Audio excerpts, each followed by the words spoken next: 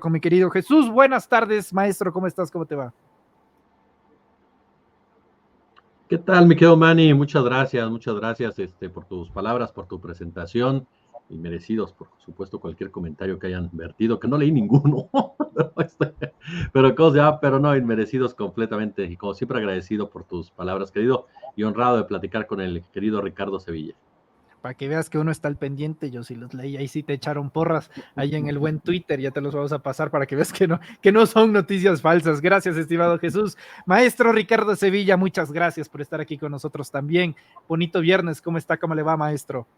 Al contrario, un gusto estar contigo, mi querido Manuel, con Jesús Escobar, también un gusto. Y bueno, pues yo disiento completamente. Jesús, un periodista también de larga trayectoria, de muy buenos análisis. Yo lo veo con muchísima atención y lo leo con buen provecho. Y bueno, pues gracias ahí por el despiste de considerarme ahí uno de los maestros. Pero bueno, pues vamos a darle, tratando, ya que nos pusiste esta camiseta, pues tratar de sacarle jugo, a ver si no desatinamos, pero un gusto, como siempre, estar aquí con el público de los reporteros. Muchas gracias, Ricardo. Pues hablemos justamente de ello.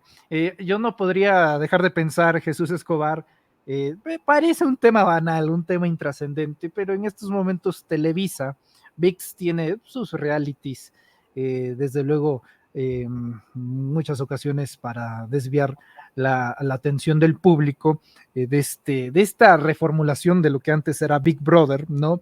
Y uno de los participantes es Mario Besares.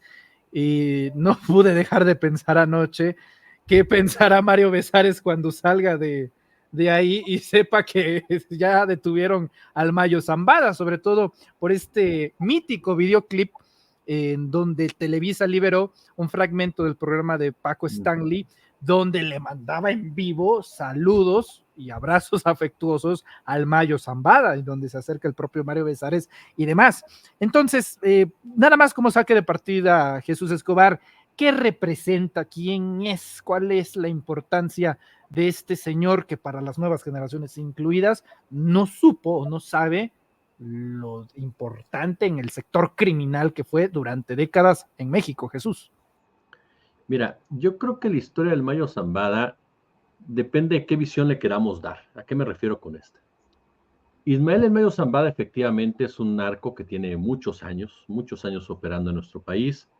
Podemos considerar que es el último capo de esa vieja generación que todavía erróneamente se les definía como los capos buenos o los capos con conciencia social, que eran muy cercanos a la población y que esto evitaba, dice la narrativa oficial, que fueran detenidos por esos círculos sociales que había a su alrededor, gracias a que invertían, ¿no?, en sus poblaciones. Él, por ejemplo, nació en el Álamo y regularmente se hablaba de que invertía dinero en todos esos municipios, en todos esos lugares.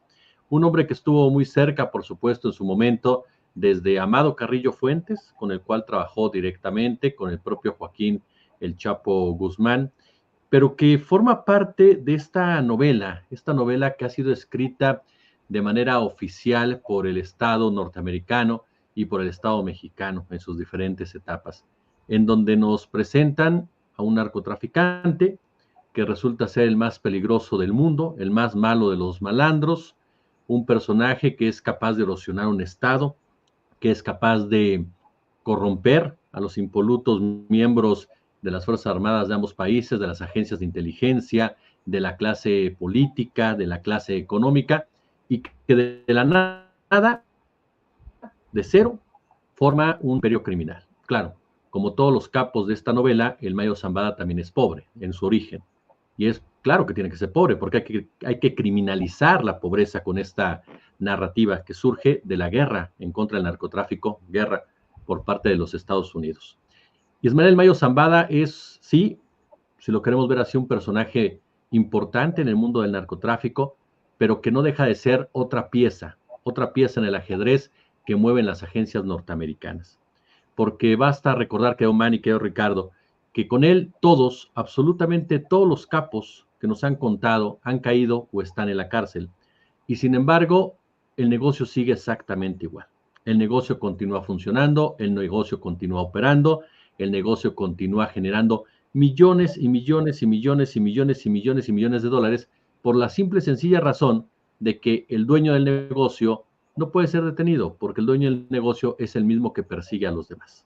Entonces, para mí es una detención mediáticamente muy importante, sin duda, que no va a alterar en nada el negocio del narcotráfico a nivel nacional y a nivel internacional. Sí, se pueden dar los escarceos que se dan regularmente, dependerá mucho si la DEA o la CIA quieren generar una violencia también políticamente controlada en México a raíz de esta detención. Si no lo deciden así, el sustituto del Mayo Zambada en su facción no tendrá ningún tipo de problema para ascender y comportarse igual como lo hicieron los chapitos en el caso del Chapo Guzmán o en el caso de Aureliano Guzmán, cuando tomó el control también de su facción, que anteriormente le pertenecía a Ignacio Nacho Coronel.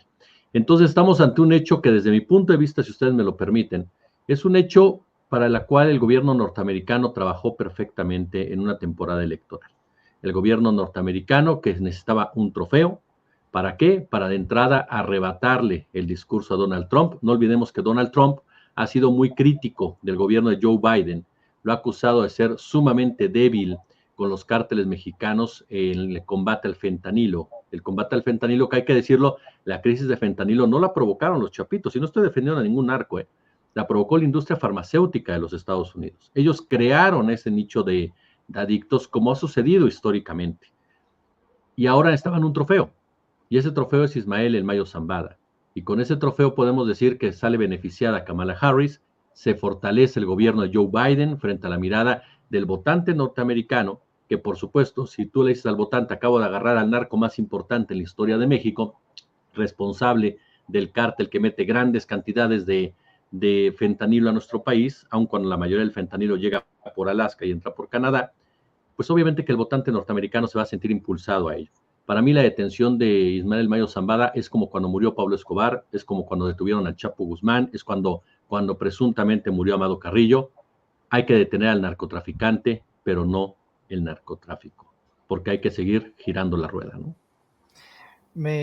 Será una historia para después, que digas presuntamente la muerte de Amado Carrillo, que siempre ha sido una cosa, pues de atención al tema del Señor de los Cielos.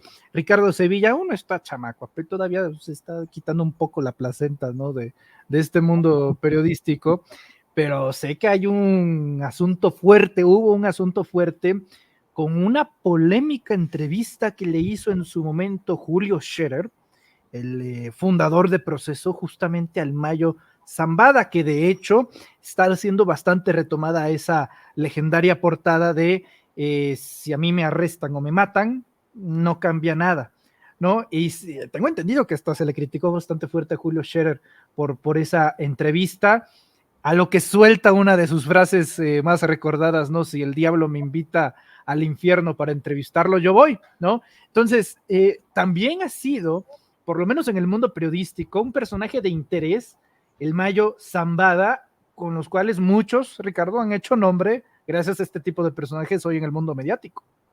Así es, Manuel. Fíjate que estoy escuchando con muchísima atención a Jesús y ha dado en el clavo, de modo que ya lo que se diga es complementario, porque efectivamente esta es una captura completamente mediática. Este personaje, uno de los líderes más tristemente célebres del cártel de Sinaloa, pues es un golpe importante si se le toma en cuenta al rating en las televisoras, en las redes sociales, en fin. No obstante, como bien apunta Jesús y como también lo señaló el presidente López Obrador en su conferencia mañanera, el problema de fondo no solo es detener espectacularmente o como sea a los capos, sino atender las causas que originan el narcotráfico en nuestro país. Eso es lo más importante. Lo más relevante es enfrentar el consumo de drogas en México, porque se trata, aunque no se diga a voz en cuello, aunque se calle, de un problema de salud pública. Los comentócratas,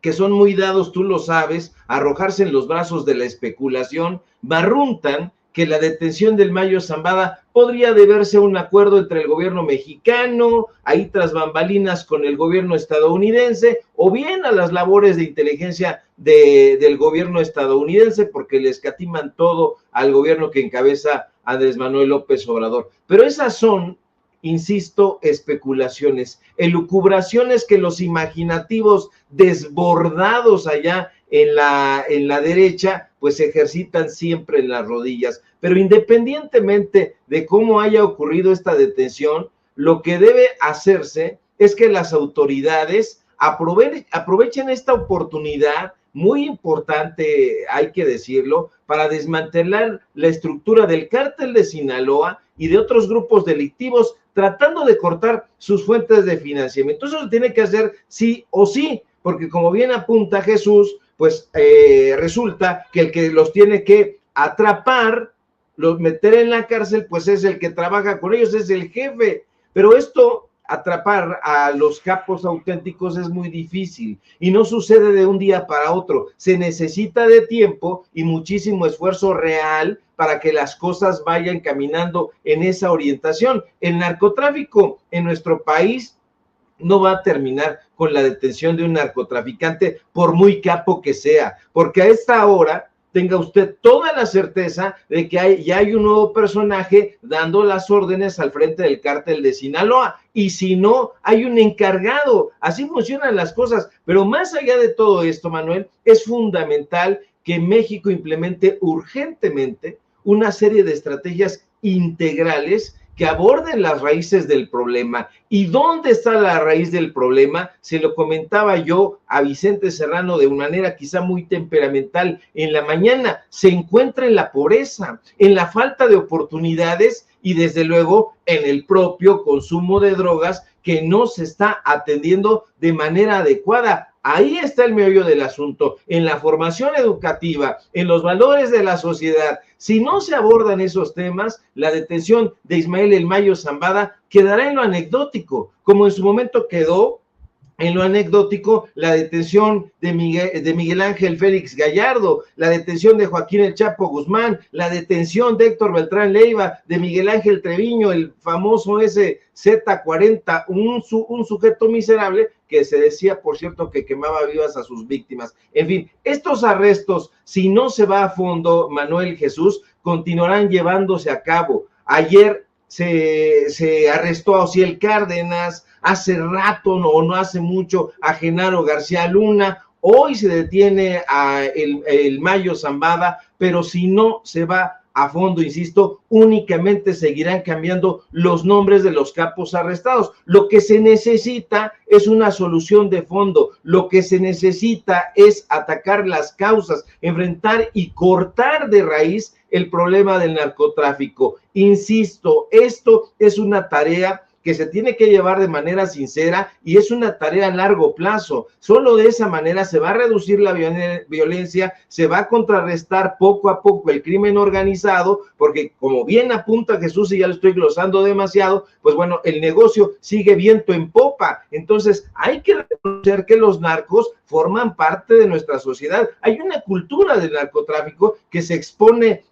en las redes sociales, en la pantalla grande, en las series televisivas, en la literatura. Hay una narcoliteratura, si no, hay que leer las novelas del gran Elmer Mendoza, hay que leer las novelas de la gente que está escribiendo allá en el norte del país. Y es más, estimado Ricardo, perdón por la interrupción, tan existe la narcoliteratura que también existe la narcociencia ficción, y para muestra Anabel Hernández. Además de todo, fíjate, ella podría disputarle el papel a Elmer Mendoza o a varios de los grandes escritores de literatura de ficción, porque ahí ellos mezclan ficción y literatura, pero precisamente por eso, como hay personas como Anabel Hernández, es fundamental informar y decirle a los jóvenes que hay que pensar cuál es el papel que ellos tienen en la sociedad, porque hay muchos jóvenes que no tienen actualmente un sentido de pertenencia en la sociedad. Se sabe, y lo ha dicho muy bien el presidente López Obrador, se les ha tildado de ninis, de personajes que no hacen nada. Este tipo de conceptos manidos, los buenos y los malos, los que sirven a la sociedad, los que no sirven. Entonces, hay que darle a fondo a las causas sociales que contribuyen al desarrollo del narcotráfico. Insisto, la marginación social, la falta de oportunidades, y eso los jóvenes están viendo, por ejemplo, una vía de ascenso social por acá mismo en el barrio.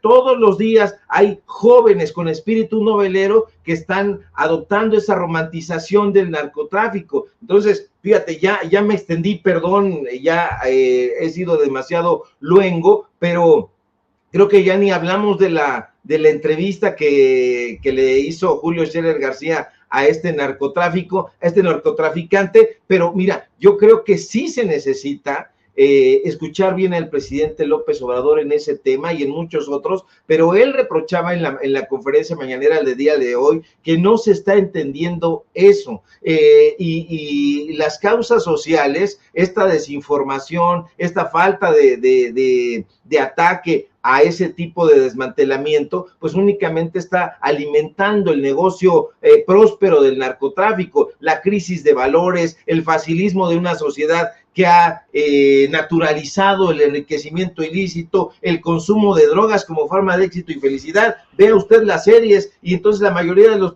protagonistas están dándose con todo y no pasa absolutamente nada, y entonces pues no hay una orientación adecuada. Son muchas cosas, a ver si cosa aparte, pero ya quiero dar el micrófono a Jesús y a ti, por supuesto, podemos platicar sobre el Gabo García Márquez que se mencionó en la mañanera y me preocupé y mucho. Ahorita lo tocamos con mucho gusto. Ahora que mencionó la palabra luengo de Ricardo Sevilla, por alguna razón se me vino el nombre Rubén, estimado Jesús. Bueno, procedamos con más, con más información. Ya se declaró inocente Ismael Zambada. Ya se declaró inocente Ismael Zambada. Sus abogados afirman, dicen que no se entregó. Eso es una parte interesante. El más reciente abogado de Zambada dice que no fue como se menciona en varios medios de comunicación, y desde luego que viene la parte democrática. Ya no está de moda iniciar guerras para los Estados Unidos en pleno proceso democrático. Ahora lo que está de moda es agarrar grandes capos, grandes criminales, sobre todo en el sentido de lo que contrapone Donald Trump. Si hubiera bombardeos ya se hubiera terminado, pues no, y más encaminado a la candidatura presidencial de Kamala Harris, hay que recordarlo, ella fue fiscal. Entonces, si lo venden bien en Estados Unidos, sí estarían anotándose un gol bastante interesante de cara a la elección de noviembre. Sí, es un tema de narrativas, a final de cuentas. Mira, como ustedes saben, Donald Trump, desde hace ya bastante tiempo, y no solamente Trump, los halcones, digamos así, republicanos, Mike Pompeo, el propio Vance, incluso desde hace ya algún tiempo, William Barr, han hablado precisamente de invadir México. Esa es la palabra que ellos utilizan, de bombardear México. ¿Para qué? Para derrotar a los cárteles de la droga. Hay otra frase que a mí me gusta mucho utilizar para ejemplificar esto. Si Estados Unidos decidiera acabar a los cárteles de la droga a las 8 de la mañana, para las 3 de la tarde ya no habría cárteles de la droga. La gran pregunta que siempre tenemos que hacernos es, ¿por qué no lo ha hecho? Estados Unidos no destruye lo que le es útil. Cuando cae la Unión Soviética, Estados Unidos se queda sin el gran rival. Entonces viene, por supuesto, el tema del terrorismo, la guerra del terrorismo. Pero ¿qué pasaba en América Latina? En América Latina no teníamos terrorismo, no teníamos comunismo como tal. Entonces había que crear a otro enemigo que generara dividendos a la economía criminal. Había que crear al narcotráfico como tal. Había que crear a los cárteles de la droga como tal. Aun cuando los cárteles de la droga siempre, como bien lo dijo Miguel Ángel Félix Gallardo, siempre han sido parte del Estado. Entonces, al momento que había que crearlos, pues ya teníamos entonces, ahora sí, los pretextos suficientes, las justificaciones suficientes para poder intervenir. Lo que hizo Estados Unidos en el Plan Colombia fue una intervención, literalmente. La instalación de bases militares es una violación a la soberanía de aquella nación. Y es algo que está replicando ahora en Argentina, con Javier Milei, y que va a replicar también en Ecuador. Está Argentina, está Ecuador, está por supuesto Colombia. El único que le falta es México. El único. Porque Felipe Calderón en su carnicería no llegó a este punto de aceptar la presencia de bases militares porque el ejército mexicano le paró el coche. Dijo, no, eso ya es demasiado, aun cuando el ejército mexicano, en esa época sobre todo, tenía un vínculo muy particular precisamente con el ejército de los Estados Unidos y con la estrategia securitaria dictada por Estados Unidos a Felipe Calderón. No olvidemos que Felipe Calderón, esto denunciado por Wikileaks, fue incrustado por los Estados Unidos en la silla del Águila, y no tanto porque participara en el fraude del 2006, sino por el alejamiento de Fox y la presión de Andrés Manuel. Calderón era un hombre sumamente débil para el proceso de transición, y fue el gobierno norteamericano el que lo puso ahí. A cambio, Calderón entregó el país. A cambio, Calderón decidió desangrar el país y aplicar a rajatabla la estrategia de seguridad militarista de los Estados Unidos para despojarnos de recursos naturales. Si nos damos cuenta, hablamos de puros gobiernos de derecha. Calderón en México, en Colombia, Iván Duque, Álvaro Uribe, Andrés Pastrana, en el caso de Argentina ahora Javier Milei, en el caso de Ecuador Gustavo Noboa. ¿Con qué voy con esto que menciono, querido Manny, querido Ricardo? Que la derecha siempre ha sido proclive, por supuesto, a acatar este tipo de situaciones porque está a favor de esta maquinaria. Ahorita tocaba de manera muy acertada, Ricardo, el tema de las narcoseries, toda esta narcocultura que existe tanto en México como en otras partes. ¿Quiénes están detrás de esa narcocultura? La narcocultura no es algo on the ground, no es algo como el punk que realmente generaba una molestia, una animadversión de un Estado, no. Es aceptada culturalmente por el propio Estado. ¿Quiénes están detrás de la narcocultura? Las grandes cadenas de televisión, nacionales e internacionales, las grandes empresas de música, nacionales e internacionales, y las grandes empresas incluso de ropa. Entonces hablamos de algo fabricado por una élite que lo que busca simple y llanamente es normalizar efectivamente la violencia que produce el narcotráfico como tal. Y de esa manera, por supuesto, lograr que varios jóvenes de estrato social bajo, olvidados, marginados, vean en el crimen organizado una salida aspiracional a su tragedia que viven desde hace muchos años porque el sistema económico político neoliberal los ha hundido en la pobreza. Y cito este caso para concluir diciéndole la respuesta a tu pregunta, porque no olvidemos que fue Carlos Salinas de Gortari el que repartió el país en ese momento. Justo cuando iba a entrar el Tratado de Libre Comercio de América del Norte, cae Miguel Ángel Félix Gallardo, que era el líder, el peligroso líder de ese cártel de Guadalajara, que por cierto fue conocido como cártel de Guadalajara años después, pero no en el momento en que operaba, porque en realidad el término cártel se acuña, ¿no?, con el señor Ronald Reagan, pero estaba destinado principalmente a los colombianos. Cuando ya cayeron los colombianos, los trajeron a México el concepto, y entonces ya todo era cártel por aquí, cártel por allá. Es más, Miguel de la Madrid, que ese es un detalle muy interesante, documentos oficiales de Miguel de la Madrid, es decir, no es ni siquiera opinión e información, documentos oficiales señalan que para ese gobierno los cárteles no eran un problema de seguridad nacional, y claro que no lo eran, pues estaban sometidos al Estado. O sea, los grupos criminales que traficaban marihuana, pues no eran problema en ningún sentido, a tal grado que cuando tienen a Miguel Ángel Félix Gallardo, lo detiene González Calderoni, que era su compadre, ¿no? Y que a final de cuentas sabía perfectamente en dónde estaba Miguel Ángel Félix Gallardo. Entonces, a esto voy. Durante tantos años han contado este cuento, en pocas palabras, que para los Estados Unidos es muy fácil engañarse a sí mismos. Es muy fácil decir, vamos a declarar a los cárteles mexicanos grupos terroristas. Sí, hazlo, adelante. Puedes hacerlo el día que tú quieras, si tienes la mayoría, si te apoya el otro partido, que los dos partidos son iguales, hazlo. Y claro, tienes el derecho, según tus leyes, porque pues así te las aplicas tú solo, de entrar a cualquier país que quieras. Nada más que, ojo, también tienes la obligación de revisar quién financia a los grupos terroristas. Y te vas a topar con que los cárteles de la droga, lavan dinero en el sistema legal bancario norteamericano. ¿Por qué? Y no dicho por mí, dicho por la ONU. La crisis del 2008, según datos de la ONU, de Antonio Guterres en ese momento, de Antonio Mazzotelli, que era el encargado de la ONU en el combate a las drogas, lo dijo. El lavado de dinero en el sistema financiero legal permitió salir y enfrentar la crisis inmobiliaria detonada por Estados Unidos en el 2008. Vas a tener que decirnos quién les vende las armas a los cárteles de la droga. Otro te vas a topar que son los fabricantes de armas de tu país, quienes ganan enormes cantidades y jugosas cantidades con la venta de armas para conflictos bélicos y conflictos como la mal llamada guerra en contra del narcotráfico. Entonces, para estos personajes es parte de la narrativa, es una discusión que buscan sobre todo conquistar a ese pueblo norteamericano que sí, está ávido de respuestas, pero que lamentablemente está lobotizado, que ha creído todo este cuento hollywoodense del narco malo, el policía bueno, y no se dan cuenta que el principal enemigo lo tienen en casa.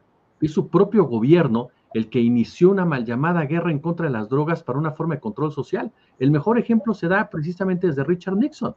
Nixon lanza esta guerra contra el narco en el marco de la guerra contra Vietnam, y ojo, las Panteras Negras, que eran un movimiento de resistencia a esta guerra, son los primeros que son perseguidos por las autoridades norteamericanas con el pretexto del tráfico de drogas, cuando en la inundación del crack en toda la zona que tenían influencia de las Panteras Negras provino por parte del FBI y por parte de la DEA, más bien dicho, el FBI en ese momento y la CIA, corrijo, el FBI y la CIA. Entonces, ellos mismos se cuentan su propio cuento a sabiendas que son ellos mismos los que generan todo lo que estamos viendo a nuestro alrededor. Recuerdo muy bien, pero muy bien de verdad, una declaración que se dio en el marco de toda esta discusión sobre la mal llamada guerra en contra del narcotráfico, y que le hizo el maestro Roberto Saviano. Y Roberto Saviano dijo, el narco es un invento de los Estados Unidos. Claro que existe la violencia, nadie dice que no. Claro que existe el tráfico de drogas, nadie dice que no. Pero a los cárteles hay que verlos como los ejecutores de una política que busca un control social y de sometimiento de las poblaciones y abrir la puerta al militarismo norteamericano. El mejor ejemplo es Manuel Noriega, quien fuera presidente de Panamá, ustedes lo saben, anticomunista, un hombre que estaba metidísimo en el tráfico de drogas, que era cuatísimo de Estados Unidos, y de repente Estados Unidos se pone moralino y dice, oye, pues ya no puede Manuel Noriega estar traficando droga, entonces ¿qué hacemos? Lo invadimos y lo quitamos. Así de sencillo, ya nos fue útil. Y otro factor que sirve para entender esta narrativa norteamericana se da en el golpe de Estado en Chile. Ustedes saben que el neoliberalismo en América Latina surge de la mano del golpe de Estado en Chile, o la instauración, no es que surja, la instauración y aplicación del mismo. Es decir, el neoliberalismo va de la mano del militarismo como tal. Y en esa época, uno de los países o de los gobiernos que más generaba tráfico de drogas hacia los Estados Unidos era el de Augusto Pinochet. Entonces, siempre Estados Unidos vincula militarismo, narcotráfico e intervencionismo. Y eso es lo que nos tiene ahora en un mundo en donde el narcotráfico resulta que es el monstruo de todo y se le echa la culpa de todo, y en realidad cuando le rascamos te das cuenta que es una violencia políticamente controlada y que va de la mano de generar inestabilidad en muchos sectores, que eso es a mí lo que me preocupa, si les soy muy honesto a ambos, que traten de generar una violencia con el pretexto de la disputa interna del cártel de Sinaloa para el recién gobierno de Claudia Sheinbaum, ¿no? Estimado Jesús, sé que tienes compromisos en unos minutos y yo te agradezco mucho que nos hayas cedido parte de tu valioso tiempo para esta mesa de análisis. Te pido, por favor, que aprovechando que tienes la palabra, nos compartas tus redes sociales, agradeciéndote bastante tus comentarios en este espacio. No, hombre, querido Manny, para mí siempre es un honor de verdad que me invites, ya lo sabes, estoy siempre puesto porque para mí es maravilloso compartir espacio contigo, con Ricardo, con Carlos, con todos aquellos con los que tengo esta oportunidad. Y sí, efectivamente, en un ratito más nos toca hacer ya sabes, una serie de entrevistas, uno que es esclavo de estas cosas, ¿no? De repente ya no tiene salida. Todos somos esclavos. De repente te empiezas a dedicar a esto y ya no encuentras para dónde hacerte. Pues nos encuentra en nuestro canal de YouTube, Jesús Escobar Tobar, por supuesto. Ahí estamos todos los días a las 11 de la mañana en el en vivo, que ya vamos mejorando todos los días en el en vivo. Bueno, eso creo yo, ¿verdad? Eso creo yo. Ya en la tarde a las 3 y luego 20:30, 21:30, por supuesto, mi querido Manny. Pero siempre sabes que encantado y que para mí cada vez que me invites, aquí andamos porque es un honor de verdad estar contigo, con Ricardo y con todos ustedes. Muchas gracias, estimado Jesús. Los honrados somos nosotros. Te enviamos un fuerte abrazo y nos vemos muy pronto. Hasta luego. Es el maestro Jesús Escobar Tobar y ahora, pues aprovechando que estamos con el maestro Ricardo Sevilla, bien tiene razón Jesús Escobar en la parte de los derechos laborales que no existen cuando nos dedicamos de tiempo completo a esto, estimado Ricardo, y ni modo de denunciarnos a nosotros mismos porque somos nuestros propios jefes. Entonces, ¿qué le vamos a hacer, querido maestro? No me quiero tampoco despedir sin ver este reclamo a la memoria del Gabo. ¿Qué pasa con Gabo, con García Márquez en torno a lo que se dijo hoy en la mañanera? Mi querido Manuel, pues mira, ya entrando en el plano escalofriantemente anecdótico, el presidente López Obrador revela parte de esta entrevista que me preguntabas que hace Julio Scherer García, la publica en la revista Proceso, cuando todavía valía la pena esa revista de ser leída. Es esa entrevista que lleva a cabo con el Ismael El Mayo Zambada, una entrevista muy interesante. Yo no sé, no he tenido tiempo de buscarla en redes, no sé si se encuentre, pero yo tuve el ejemplar, probablemente por ahí lo tengo en una cajita, muy interesante. Pero el presidente López Obrador revela que el narcotraficante Pablo Escobar, también romantizado, quería secuestrar al Premio Nobel de Literatura Gabriel García Márquez. Y bueno, ¿por qué lo quería secuestrar? Para tenerlo ahí, dice el presidente López Obrador, y pedirle que escribiera algo sobre él. Y eso lo han tomado en la derecha y han dicho, ¿cómo es posible que López Obrador dijera eso con risa? Se estaba burlando. No se estaba burlando. Yo tengo la impresión de que el presidente López Obrador en realidad estaba riendo de nerviosismo. No lo podía creer. Pero bueno, Pablo Escobar, este funesto líder del cártel de Medellín, está convertido ahora en una imagen hollywoodesca de series televisivas, y fue el responsable del secuestro de varias figuras públicas en la década de los 90 del siglo pasado, y una de las personalidades a las que secuestró fue a Diana Turbay. En agosto de 1990, él lideraba un grupo que se llamaba Los Extraditables, él los comandaba y intentaba presionar en ese momento al entonces presidente César Gaviria para que derogara el tratado de extradición. Entonces, Diana Turbay le sugiere a Gabriel García Márquez que escriba este libro también, y bueno, pues me llama mucho la atención que el presidente López Obrador haya recuperado esta anécdota. Este libro yo tuve la oportunidad de leerlo cuando salió en 1997, en su primera edición. Todavía era ya yo estudiante. Imagínate que ayer estamos hablando de hace 27 años aproximadamente, y bueno, muy interesante porque habla sobre los secuestros de Maruja Pachón, de Francisco Santos Calderón, de Mariana Montoya, de varios personajes. Fueron 10 personajes, personajes con los que este personaje intentaba presionar al gobierno en ese entonces de ese país, de esa nación. Entonces es muy interesante esto que lleva a cabo el presidente López Obrador, de recordar la historia, de una u otra manera nos invita a retomar la literatura de Gabriel García Márquez. Algo que no se ha dicho suficiente es que Gabriel García Márquez era un excelente periodista, Manuel, un excelente periodista, y bueno, pues habría que leerlo ahí. Esta entrevista no tiene desperdicio. Por otro lado, la que hace Julio Scherer García en la revista Proceso, ahí donde se toma la fotografía, y efectivamente le llovieron críticas por ello. Después se recupera en un libro, en un libro se recupera. Es un libro muy, muy interesante, como todos los de Julio Scherer, porque además tiene un estilo literario sumamente interesante, tiene el estilo literario de un cronista. Entonces, todo lo que se encuentre usted de Julio Scherer García, todo lo que se encuentre de Gabriel García Márquez, léalo, por favor. Hay una parte que casi no se lee, Manuel, ya me extendí, ya lo sé. Si para eso lo invitamos, maestro, dele. Perdón, pues es que yo dije, híjole, ya me van a bajar el switch. No.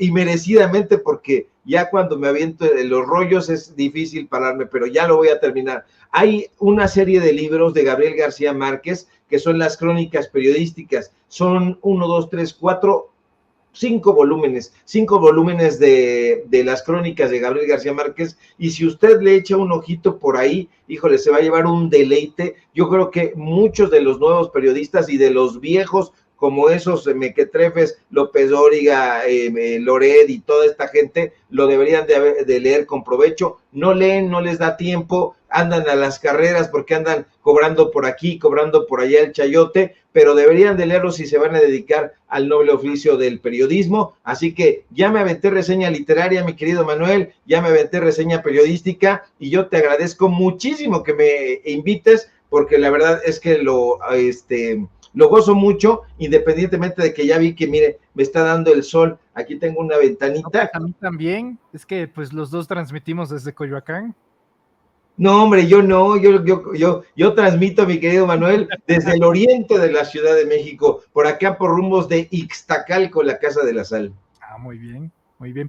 Una de las cosas, usted se acordará, maestro, uno de los principales críticos de Scherer tras esa entrevista fue Marco Levario Turcot, ¿no? Para variar. Es interesante cómo el tiempo va poniendo a cada quien en su lugar.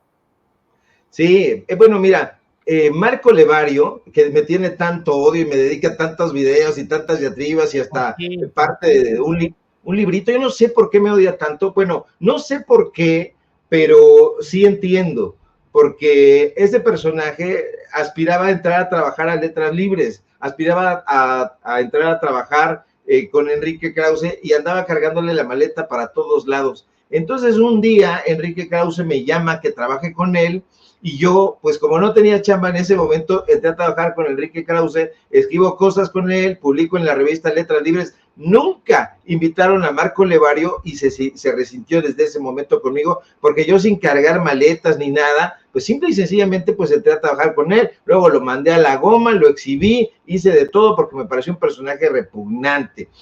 Marco Levario no me la perdonó, vaya usted a saber, resentimiento personal, anhelos frustrados, no lo sé. Y entonces después viene una campaña ahí de odio en mi contra, dice que yo me dedico a robar autopartes y no sé qué tantas cosas. Yo no sé ni cambiar el aceite, vamos, no sé ni medir el aceite del carro, pero Marco Levario dice que yo soy jefe, entre otros, de otras cosas, de ladrones de autopartes y cosas así. Pero bueno, pues la invención de estos sujetos. Y este señor pues le tenía animadversión a todos los periodistas, en especial a Julio Scherer, porque Julio Scherer era un personaje que tenía comercio intelectual con Carlos Monsiváis, con José Emilio Pacheco, con Octavio Paz. Hay que recordar que trabajó con Octavio Paz en la revista Plural. Él albergó, cuando era director del periódico Excelsior, la revista Plural de Octavio Paz, que después se convierte en la revista Vuelta, y era de una u otra manera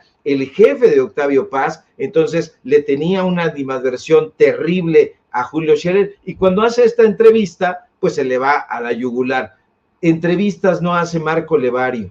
Él lo único que hace es hacer estos videitos ahora, lanzar diatribas, es muy barroco, se avienta frases rimbombantes, busca el diccionario. Muy dominguero, muy dominguero. Es peor que el Muchacrema, mi querido Manu. El Muchacrema era el anunciador de luchas en la Coliseo y en la Arena México, pero este señor le echa no solamente mucha crema a sus tacos, sino le echa demasiado jitomate, le echa demasiado queso, le echa de todo para adornarse, pero simple y sencillamente no pega, no conecta, porque es hipócrita. Estimado maestro Ricardo Sevilla, yo te agradezco mucho también que estés aquí con nosotros en este viernes, que se puso buenísimo. No sé si tengas algún comentario, porque estoy seguro que también te llamará la atención la justa olímpica que desarrolla en estos momentos en París. ¿Viste lo que nos hicieron los franceses, no? Fíjate que no, mi querido Manuel, te voy a ser completamente honesto. He estado medio malo de mis ojos. Tengo ahí no sé qué infección, aquí tengo mis gotitas y todo, fui al médico. Entonces me he perdido un amigo, fíjese usted lo que le voy a decir, le voy a balconear, un amigo de Excelsior, de la tropa de Excelsior, no voy a decir cuál, porque si no, me estaba diciendo que no había dormido para ver el arranque de las Olimpiadas, y le dije, bueno, pero si tú el único deporte que practicas es el lanzamiento de tarro y todo eso cuando ya estás muy jarra, pero yo no he tenido tiempo de verlo, así que en este tema no sé, mejor tú platícame, por favor, ¿qué fue lo que nos hicieron? No, pues ya se le ocurrió al Comité Olímpico hacer la presentación de las delegaciones en el río Sena, el río más importante de Francia, y todas las delegaciones van en una especie de ferry, y todas las delegaciones tuvieron su toma ahí muy bonita, con la bandera y demás, y por alguna razón a los franceses se les ocurre que es buena idea que en la delegación mexicana se les aviente en la toma un chorro de agua, y los únicos 30 segundos que los mexicanos estábamos esperando pues para ver la delegación de los atletas connacionales que irán a París o que ya están en París para competir en la justa olímpica, pues así estuvo, ¿no? Durante los 30 segundos, bastante mezquino. Hay una fuerte polémica ahí en redes sociales. A mí se me hace que los franceses no han superado los eventos de hace 162 años en Puebla y que esta es una especie de rencor histórico, pero pues a lo mejor y protestamos en la embajada francesa con unos pasteles. ¿Cómo ves, maestro? ¿Qué fue lo que pasó en Puebla en esa época? ¿Les dieron su platillo favorito? El camote o algo así, ¿no? En Puebla es muy, ahí venden, usted va a Puebla y entonces ahí en la caseta hay mucha gente vendiendo camotes y entonces los lleva uno y se los da incluso a los franceses y a quien usted quiera. Entonces yo creo que te referirás a ese hecho completamente histórico. No sé muy bien a lo que te refieres, mi querido Manuel. Quería hacer un chiste, no me salió porque iba a ser muy pelado y no tengo que retener esa parte que la tengo tan a flor de piel. Es que dicen una serie de cosas y de pronto se me ocurren otras y entonces resulta que sale el tejedor de propaganda que Raimundo Rivapalacio dice que soy. Así que mejor me corto aquí, mi querido Manuel, porque si no, vamos a convertir esto en una serie de cosas inapropiadas y nos va a tener envidia Broso. Pues mejor lo dejamos hasta ahí. Estimado maestro, te envío un fuerte abrazo, te agradezco muchísimo y estamos en contacto. ¿Dónde te podemos encontrar en redes? Claro que sí, mi querido Manuel. Sígueme en mis redes sociales, fíjese, sígueme usted, ya le voy a decir dónde me encuentre porque andamos en todos lados. Mire, estamos en Paralelo 24, estamos en X, @Sevilla Crítico, como ponen acá los amigos de los reporteros, estamos en Sin Censura en la mañana, ahora estamos en De Raíz, estamos haciendo documentales, reportajes, salimos el día de ayer, estamos en Los Datos Duros, ahí en las noches, alrededor al filo de las 9 de la noche, estamos en Los Reporteros, que cada que nos invita mi querido Manuel, y bueno, pues andamos del tingo al tango, como decía Jesús, no tenemos horario, andamos haciendo entrevistas, documentales, reportajes, tuiteando, redactando, haciendo de todo, y pues bueno, yo creo que precisamente por eso hemos andado tan malitos de los ojos, pero ya nos vamos a atender porque el lunes hay que estar con todo, así que este fin de semana,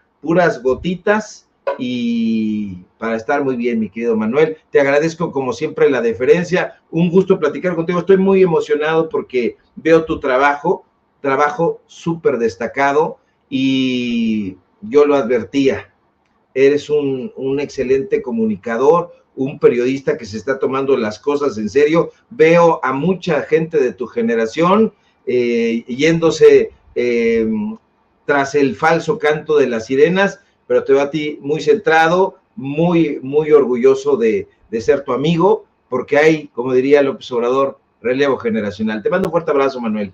Eres muy generoso, maestro, sabes que es mutuo, te aprecio y te admiro. Gracias por tus generosas palabras. Te envío un fuerte abrazo y estamos en contacto. Es el maestro Ricardo Sevilla Gutiérrez hablando con nosotros en Sin Máscaras a través de Reporteros MX.